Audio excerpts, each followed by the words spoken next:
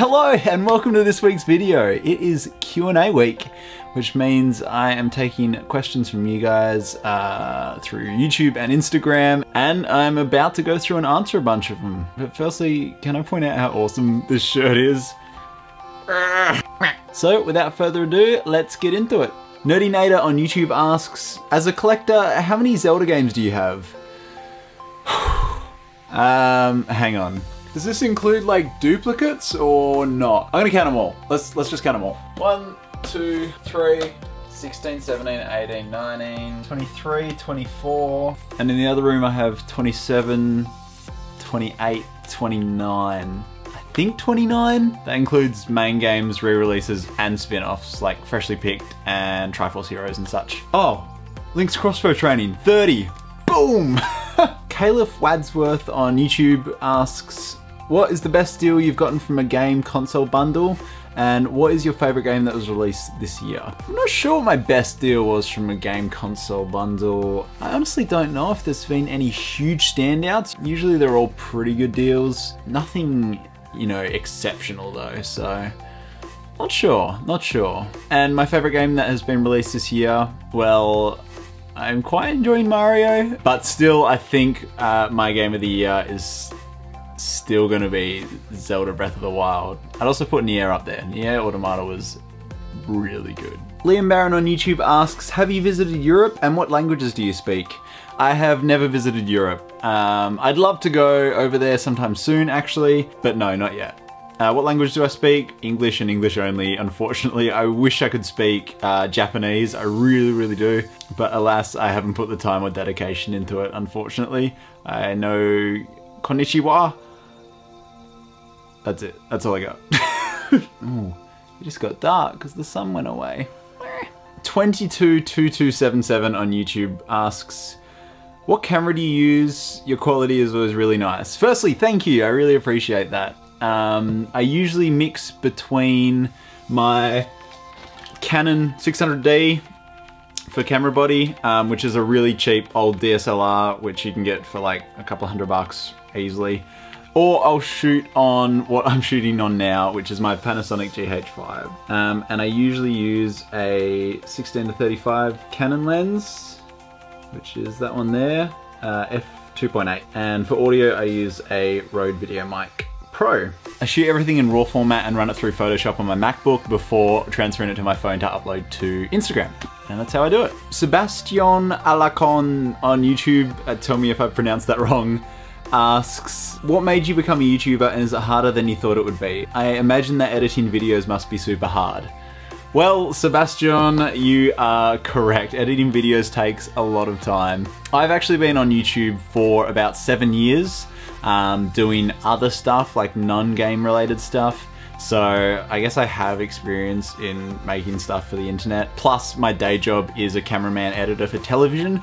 So I can transfer all the skills I know through work onto projects for this channel, which is great. And hopefully it sort of shows in these videos. I like to think they're quite polished and neat and, you know, edited with a lot of finesse. Editing does take time. It's an absolute time suck. There's no way around it to make something, you know, quality. So I've only had this channel for like a month and a half now, and I've managed to put a video up every week. I'm a little bit proud of myself for doing that. But yeah, it is tough, like balancing that and work and other commitments in life. Just gotta get it done, I guess. And what made me become a YouTuber? As I said, I've been on YouTube for 7 years.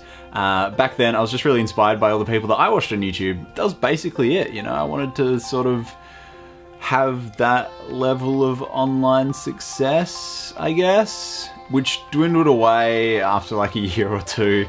But I still kept putting videos up because I enjoy making them. So I think that's the main thing that you've got to sort of have at heart when you're doing this kind of stuff. You've just got to enjoy making this stuff. I think that really shines through for your audience watching. So I'm glad you guys sort of hang around and watch these things. I really appreciate it. I'll keep making them if you keep watching them.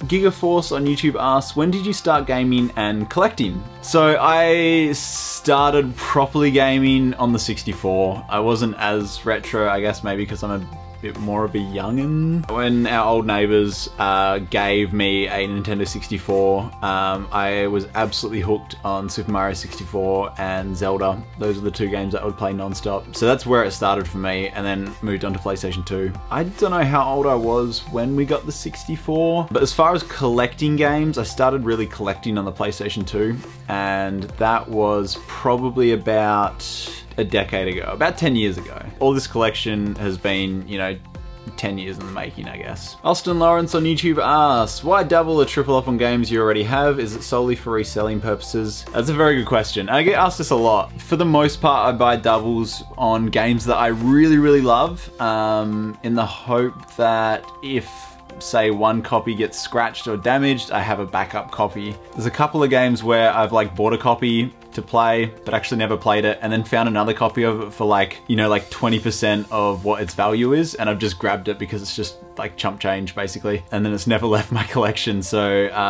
like half of my doubles and triples sort of have ended up in the collection because of that. So yeah, it's kind of half like accidentally picking up bargains and them never leaving the collection, half buying duplicates just for games that I absolutely adore and love with all my heart, just in case one copy gets damaged. I think that about covers that one, to be honest, so hopefully that clarifies that. I know it still doesn't make that much sense, but that's all that's all I've got. Alice Automata on YouTube asks, when and how did you realize you wanted to start collecting games? When was about 10 years ago. How did I decide I wanted to start collecting? I've always been fascinated with collecting things. When I was a kid, I'd collect marbles, Mighty Beans, if anyone remembers those. And I always wanted to collect barnacles, but never got any more than like 2. So I've always enjoyed sort of collecting stuff. PlayStation 2 was when I really started collecting. I think it was from when I was given Dragon Quest VIII, because I absolutely adored that game, and after I'd beaten it, I wanted to find more like games that quality basically. And with that hunting and that researching came the want to collect all the games. So I guess it started there and sort of spiraled out of control, and now we have this. Acero Erenia, again, I don't know if I'm pronouncing these right, on Instagram asks, why are you so chill? I don't know, dude, it's just like, you know, you just gotta hang out, you gotta have fun to live life, you know, you just gotta enjoy the moment, you just gotta be in the moment, and just like kick back and relax, bro. It's what it's all about. Yeah. I hope that answers your question, man. Bro fist, peace out, brother. The World of Play on Instagram asks, your favorite Sega system? To be honest, I've barely played any Sega systems at all, unfortunately. I feel like I was a little bit late to the party with Sega, or Sega.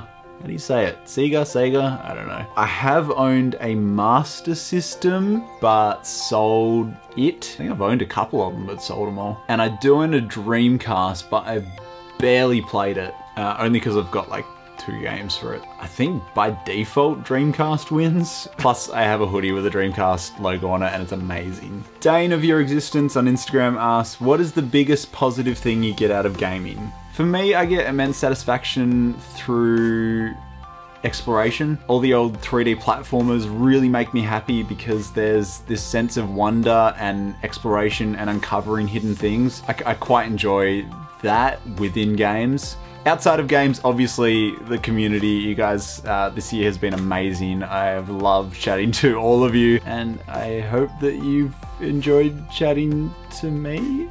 Ash Tingle on Instagram asks, what is your greatest collecting accomplishment? Or what are your hobbies outside of gaming and collecting? I'm gonna answer both those questions. What is my greatest collecting achievement? I think just like stumbling upon rare, expensive stuff for cheap is always a great achievement for me. As far as filling out bits of the collection, I'm really proud of my complete English release Tales of collection. I've got all the Tales of games that came out in English, as well as all the Kingdom Hearts games, and they sort of sit in their own section way up the top. Apart from that, I think most of my greatest collecting accomplishments are, yeah, just expensive stuff for stupid cheap. Like Fire Emblem Path of Radiance on GameCube for like 30 bucks when it's worth like $200. Stuff like that makes me real happy, so. And the other question, what is your hobbies outside of gaming and collecting? Camera work. I like shooting and editing videos and making people happy through that. And also traveling, I guess. I feel like I haven't done enough to call it, you know, a hobby, but I've been trying to travel more and more and more whenever I can, and it's been amazing. I've really enjoyed it. Seeing the world, meeting new people, smiles, laughs, joy, happiness. It's the best. Cinnamony Bonnie on Instagram. Hello, Mona. She asks, Luke, why are I so cool? Why are I so cool? Were you asking why you are so cool? 'Cause you're not. Or if I am so cool. 'Cause I am. I don't know. I guess I'm just naturally a cool guy. Like 3 people are gonna understand that joke. Anyway, that's it from this cool guy. I will see you next week. Off to keep being cool.